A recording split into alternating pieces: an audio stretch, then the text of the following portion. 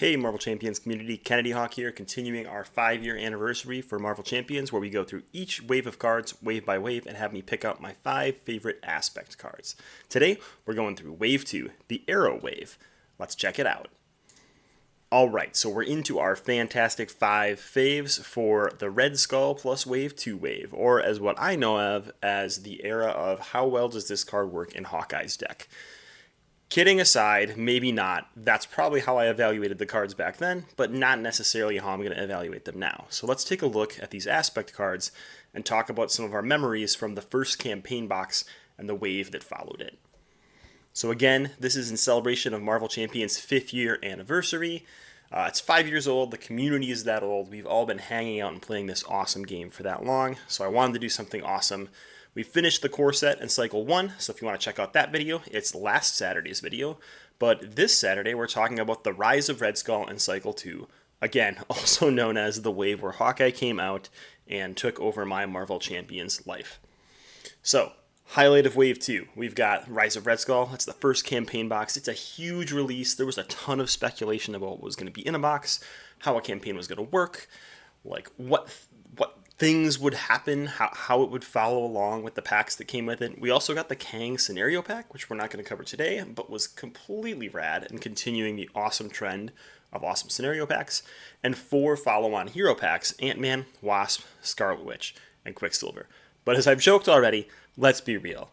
This was the wave of Hawkeye, Hawkeye, Hawkeye, Hawkeye, Hawkeye. Oh, and it took place during the pandemic, so I was locked in my house with all this Hawkeye goodness and my kids.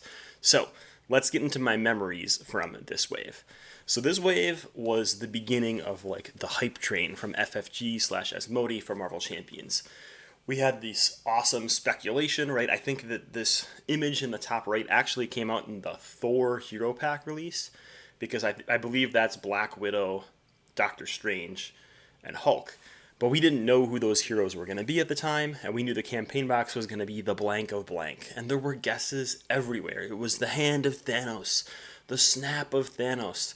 People were like photoshopping the font to figure out what words could be in there, but I saw very few people guess about a Hydra-themed campaign. And those that did, major props, because that ended up being what we got. We also had our first experience of silhouettes, which is probably spelt wrong right there, looking at it right now. But here you can see that we had to guess who Black Widow, Doctor Strange, and Hulk were going to be. And things were all sorts of crazy. People thought that April was going to be Shadowcat. They thought May was Iceman. They thought June was like a Shang-Chi, like punching thing. And we turned out to be way, way wrong. So it ended up being Avengers focused. And then eventually we got, I think it was with Hulk's Hero Pack article, or maybe the Rise of Red Skull article itself, we got this restricted black level clearance with the next 5 packs and these new silhouettes to guess. So I went back and watched one of the old MCM videos to see what my guesses were. Guess what? They were wrong, but we'll go over there in a minute. We'll also talk a little bit about aspect fatigue and some of the disappointment of aspect cards in this set that now might seem like more staple cards. At least in my opinion, they seem still pretty good in design. Okay, so these were my guesses from the old MCM episode. I thought that the Kang one was Baron Zemo with his hand on his hip holding his chalice, and I thought it was going to continue the Red Skull. We must have known what Red Skull was. It was going to continue like the Hydra theme. I thought we had Iron Fist, Quicksilver, Rescue, and Jessica Jones. And wow, was I wrong. A lot of people had figured out that Baron Zemo, what I thought was Baron Zemo, was actually Kang. They had found clips that like almost matched him perfectly. But the Ant-Man standing on the couch thing, major trip out. Anybody could be sitting at a computer. Not a lot of people had guessed Nadia, but she was awesome. The Quicksilver one, I think a lot of people guessed just because of the hair. It makes sense. And then person reading book on bench. Screams Wanda Maximoff, right? No, they used the alter ego arts and it totally threw us for a loop. We should have known that because they used alter ego arts for the last 3 of the first wave, but it didn't sync with my mind and I was going way out there. So what's crazy is of these 4, only one of these actually exists in Marvel Champions. So there's still a ton of room to grow of heroes that I would be hyped for. So, maybe. All right, let's get on to the cards. So card number 5. This card for me holds a special place in my heart because it was one of the first spoiler cards that MCM had. This was a spoiler card from Hawkeye's deck in Rise of Red Skull, and it was Goliath. Ignoring the fact that this art isn't actually of Bill Foster, and that's kind of embarrassing. It was an awesome card at the time. People loved to build around it. And at least for me, this is when my son really wanted to start playing Champions with me and even doing some content with me. So he was just a little tyke at the time, but we made this goofy like stop motion video where he had to like use like PIM particles on this little miniature card we had printed, which were really just sprinkles that he dumped on to the carpet of our living room. My wife was not a fan. But if you want to check out one of those old spoiler MCM videos, the link is in the description.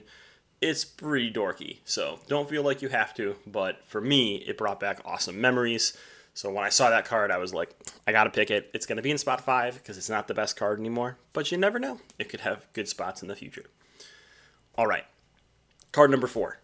We've got Press the Advantage. This is a 1-cost event that's an attack event with the hero action attack. Deal 2 damage to an enemy. If that enemy is stunned or confused, draw 1 card. And it has the mental resource. So at the time, this card was okay. Not a lot of hero kits had status in them. So you had to really combo a lot of aspect cards to get the status off. But as I think about it, as new heroes come out, whenever I see a hero with a status card that comes out, I immediately think, oh, how does that work with Press the Advantage? Obviously, it happened with Hawkeye back then. But for me, this recurred with Miles, this recurred with Colossus. Everybody that can play statuses, I always think back to Press the Advantage and how it fits with that hero. So for that, it got number 4 on my list. And again, these aren't like the best 5 aspect cards. They're my favorite 5 aspect cards. Looking back at those cards from that wave as I spread them around my office floor. Card number 3 is a grow screen card or protection card, Perseverance. This is a 1-cost event that's a tactic trait. Yay, Cyclops. Hero response: after you change form, give your hero a tough status card, and it provides a mental resource. Apparently, I am mental today. So Perseverance was really cool because a lot of protection was sitting in hero form, tanking attacks, never flipping down, never getting to get extra cards, never getting to dip into your alter ego abilities, and really hard to do with characters that loved to flip, like Kamala Khan and like Jennifer Walters, or She-Hulk and Miss Marvel. And this card really opened up defense archetypes for them because they could get that tough card. They wouldn't even have to defend to soak that attack. They could just keep flipping and avoiding the villain attack every other turn, never having to use their action to recover. They could just always use their hero stats and hero form every turn. And to me, that was really awesome. It's really hard to get tough in this game, especially this early on, and this was one of the cool ways to do it. Now, we did get Muster Courage as well, which is Avengers trait locked and scales off the villain stage number, a really interesting thing they did with aspects. But not necessarily something that has crept up in power or been kept up with the new types of villains that we have that don't necessarily have stage numbers. So for me, I thought some of those power scaling or villain scaling cards were a creative idea, but not necessarily a successful one like Perseverance. So it got number 3 on my spot. Also, Daredevil art. I'm a sucker for Daredevil art. Comes second to Hawkeye art. All right, card number 2. Multitasking. So this is a 1-cost event. It's a thwart action, hero action thwart. Remove 2 threat from a scheme. If you paid for this card with one of the above 3 cards, a mental resource, remove 2 threat from a different scheme with a physical resource. This was a staple immediately when it came out. It's so important to be able to spread your thwarts to different targets. And now, with side schemes and player side schemes being more relevant, I think multitasking is more relevant than ever. We also have ways to boost how much threat thwart events remove, and multitasking has been here to stay. So it was really fascinating to me to look at some of these cards that still get played constantly in a lot of my aspect decks for both aggression, protection, and justice. And these cards have been around since Wave 2. So to me, that was pretty amazing. All right, we already did a leadership card, and I know I said that these are the 5 best aspect cards, and basic is in no way an aspect. That was a joke way back when because people really wanted to consider basic an aspect to the point that they almost had to add it, or maybe they did add it to the rulebook. But either way, my card number 1 is a basic card, and this is the card for me that goes with Hawkeye, and it's Earth's Mightiest Heroes. Exhaust an Avenger character you control to ready another Avenger character. It's another card just like Strength in Numbers last week that lets you use your allies as things that aren't just chump blockers, that aren't just stats on nameless bodies, but as other features and other things and resources that go into your deck. Now, we're not in the land of Avengers anymore. We're in the land of X-Men, X-Force, and X-Men. I still like to play this card when I explore the new aspect cards with those old Avengers heroes. This card will always hold a special place in my heart because it was one of my favorite cards back then and still is today to play with Avengers characters. So, what about you? What are your favorite cards and memories from early in the life of Marvel Champions? This week we're talking about things that happened in Wave 2 and the Rise of the Red Skull box. What did you think of that early campaign box? I guess I didn't mention that. I thought the campaign box was awesome.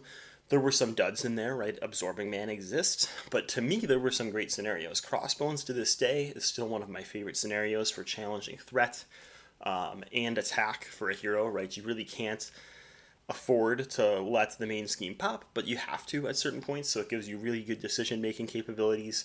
Red Skull, to me, feels infinitely replayable. Zola is kind of a thing that slaps you around, but he can be really fun to play as a minion-heavy scenario. I think there was a lot of success in the Red Skull campaign. The campaign structure itself left a little to be desired. There wasn't a lot of interconnectivity between the scenarios. There were little stats that you'd like pass around from one scenario to another. Not very memorable. A lot of the obligations that came with it were kind of just ignored. So I think there were some disappointing features to the campaign. But for a first campaign box, I thought it was pretty successful. I really enjoyed it. I enjoyed most of the aspect card design from this cycle. But like I said, those power scaling cards that scale with the villain, sometimes they felt a little lackluster. And this was the cycle where people really started saying, okay, well, are all aggression cards going to be pay X resources to deal Y damage? And pay X resources to remove Y threat for justice? And the answer we know now is no. There's a lot of more creative aspect card designs. But back then they had to give us more features of these staple cards, like Press the Advantage, which is just pay X to do Y and draw a card, or multitasking, that is pay X to do Y twice, to give us the tools we needed to make these cool decks we have nowadays. So I'm really appreciative of this wave. It brought me Hawkeye, it brought me my life, and I want to know what all you think too. So, with that, I leave you for this week, and you can join me next week where we talk about the dark times of Marvel Champions, also known as when Galaxy's Most Wanted came out. Do I appreciate it now? Find out next week. See ya. I'm just not the hero type, clearly, with this laundry list of character defects, all the mistakes I made, largely public. Yeah. Truth is,